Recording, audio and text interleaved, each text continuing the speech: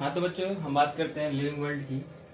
अपना पहला यूनिट का ये पहला चैप्टर है, ठीक है। तो जब हम बात करते हैं लिविंग वर्ल्ड की, अपने इस यूनिवर्स में different different types of organism है। कहीं पर इंसान है, कहीं पर जानवर है, प्लांट्स है, माइक्रोब्स है, हर तरीके से डिफरेंट डिफरेंट। या आप इसको दूसरे टर्म्स में ये कह सकते हैं कि there are huge amount of या amazing diversities exist in the universe, exist in the universe. कहने का मतलब यह है कि अपने इस यूनिवर्स में, अपने इस दुनिया में, अपने इस पृथ्वी पे कितने अमेजिंग डाइवर्सिटीज एग्जिस्ट करती है। अगर मैं फ्लावर की बात करूं तो different different types of flower exist करते हैं। प्लांट्स की बात करूं, different different types of plants exist करता है। Different different types of animals exist करती है।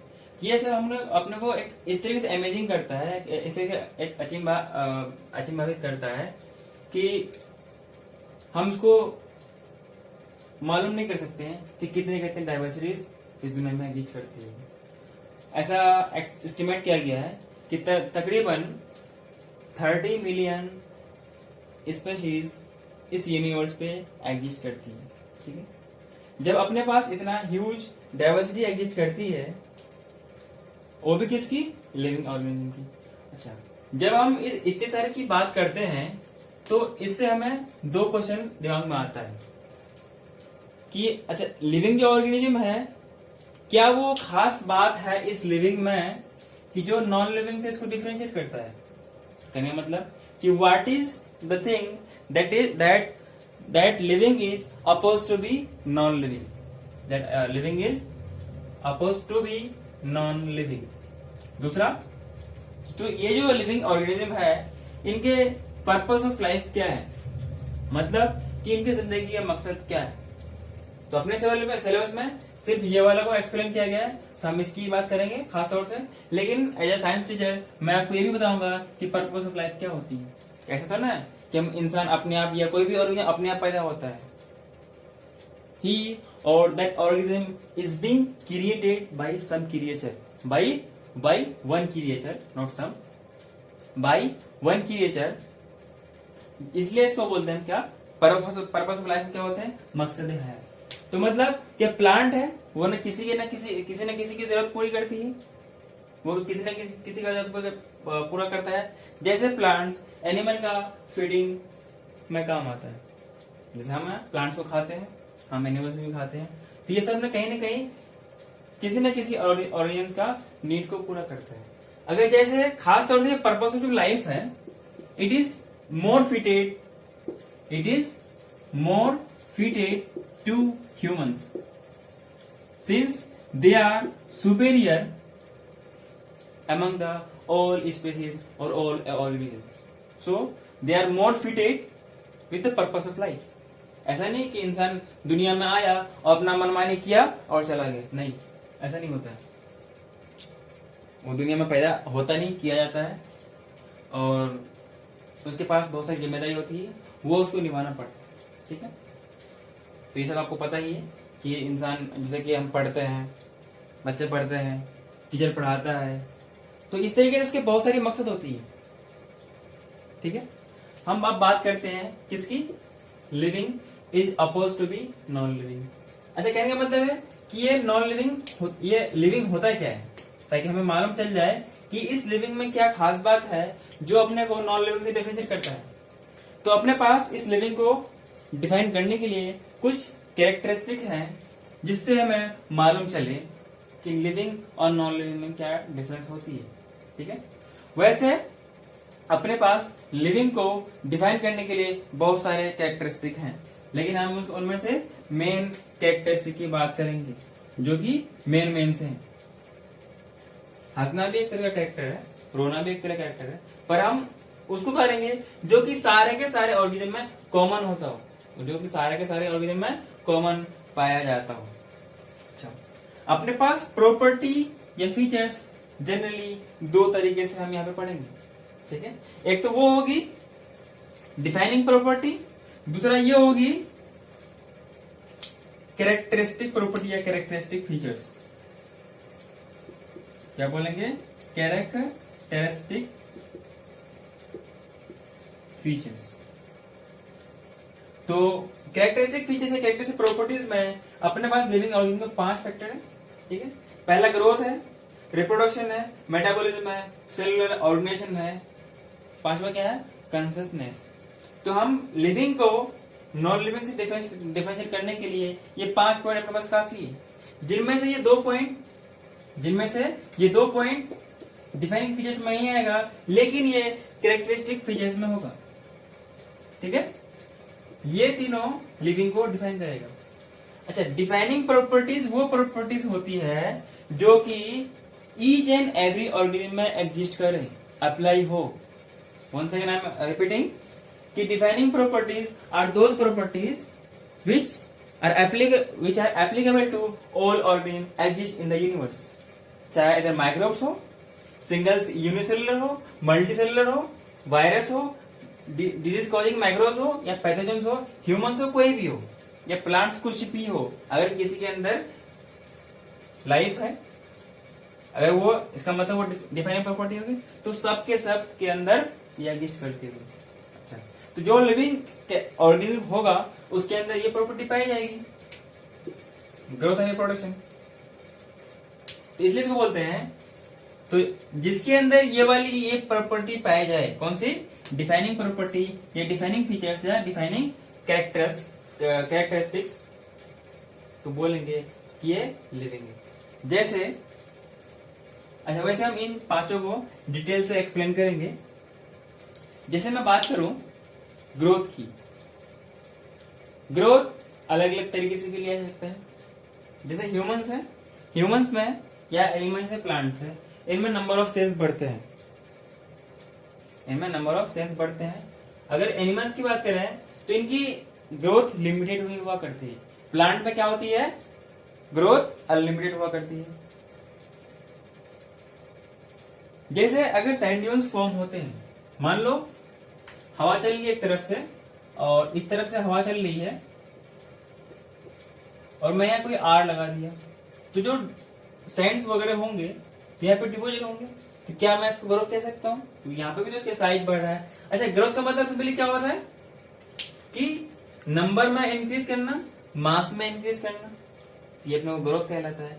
तो ये भी जो मास का यहाँ पे डिपोजिशन हो रहा है, इसे भी तो हम बोल सकते हैं ग्रोथ। क्या ये लिविंग है, नहीं। उसी तरीके से रिप्रोडक्शन भी है। रिप्रोडक्शन क्या होती है, एक ऐसा प्रोसेस है जिससे अपना कोई एक ऑर्गेनिज्म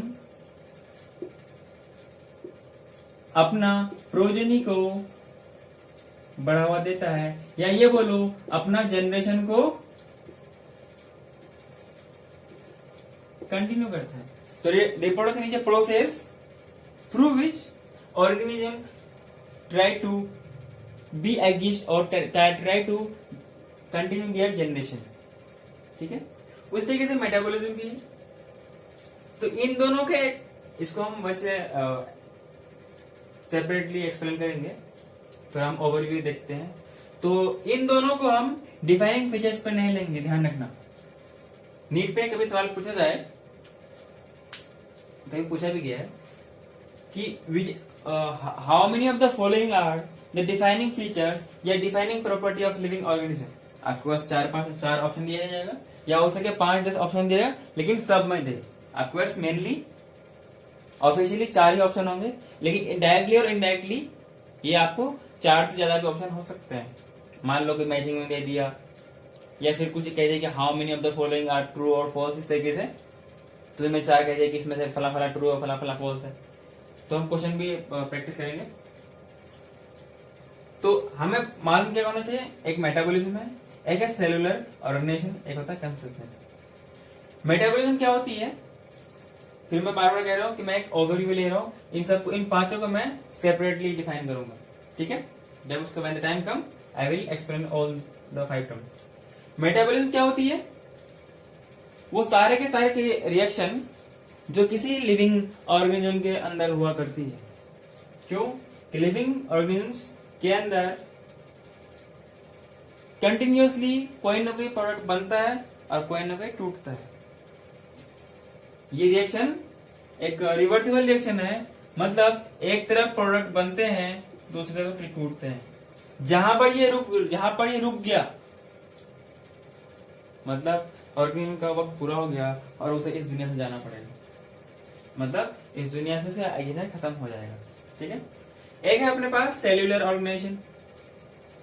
सेल्यूलर ऑर्गेनाइजेशन क्या होता है, जैसे अलग अलग लेवल पे अलग अलग चीज का ऑर्गेनाइजेशन होता है, जैसे एनजीओ वगैरह है, ये भी एक तरह का ऑर्गेनाइजेशन, मतलब ये एक तरह का सेटअप, एक तरह का सिस्टम जहां पर किसी चीज को ऑर्गेनाइज किया जाता है प्रॉपरली।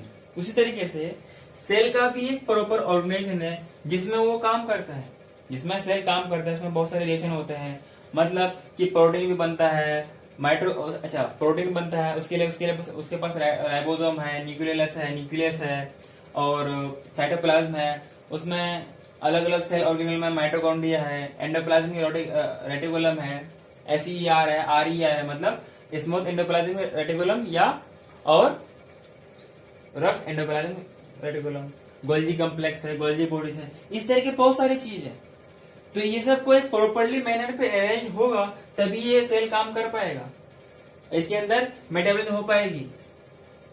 तो उसके लिए, इस मेटाबॉलिज्म होने के लिए सेल को एक प्रॉपरली अरेंज होना पड़ेगा, चाहे वो 1 साल का हो या हजारों या करोड़ अरबों सेल का हो, उसके अंदर मेटाबॉलिज्म होगी।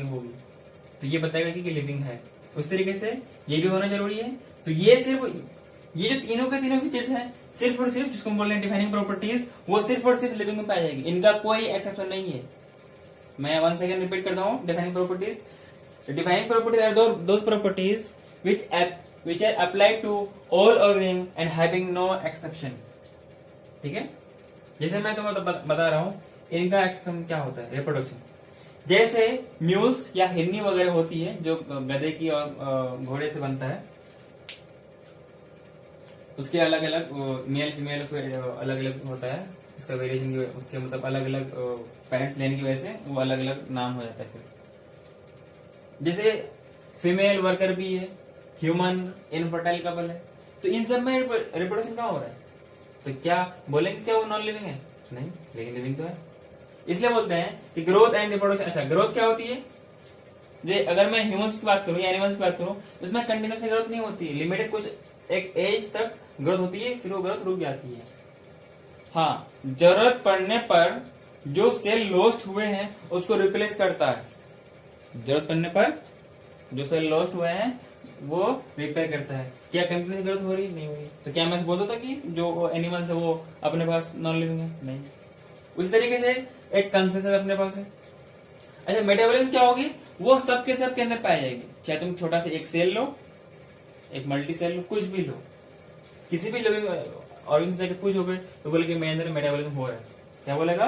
कि मेरे अंदर मेटाबॉलिज्म हो रहा है। ठीक है। जैसे तुम इस बोर्ड से पूछोगे क्या मतलब क्या तुम्हें बोलेगा तो नहीं, कोई नहीं बोलेगा कि मेरे अंदर रिएक्शन हो रहा है, लेकिन क्या तुम्हें इसके अंदर मालूम चल रहा है कि इसके अंदर हो रहा है रिएक्शन?